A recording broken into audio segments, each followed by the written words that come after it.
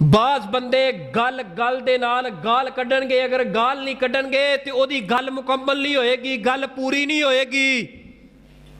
घर अंदर गंदियां गालां, बाहर अंदर गंदियां गालां, मस्जिद बैठे गालां, मोबाइल ते गालां, हर तरफ गालां गालां। फोहश दी जुबान ते इस तरह भरिया होया है, रिकॉर्डिंग होई है दिमाग दे अंदर गालां दी गालां दी गालां दी और गिलाजत फहाशी है।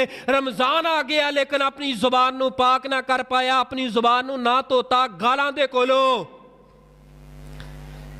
याद रख, रोजा सिर्फ भुखा रहन का नाम रोजा नहीं है, तेरे हाथ है रोजा है, आंखें रोजा है, जुबान है रोजा है।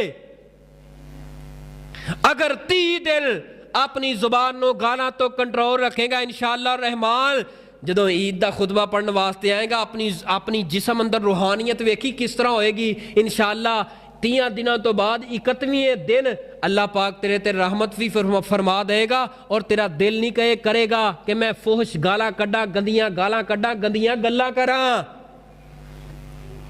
रमजान का महीना आ गया, मोबाइल कोल है, जो तक गंदियां गल्लां सुन ना लवे, कन्ना दा चस्का ना लै लवे, रोजा रखे है, रोजा रख के सारी सारी रात सारा सारा दिन गंदियां फिल्मां और फोहश गल्लां और गलाजत वालियां गल्लां जो तक कन्ना दा चस्का ला ना ले, ये दिल नूं सुकून नहीं होंदा। नौजवाना तेरे रोजे का कोई फायदा नहीं।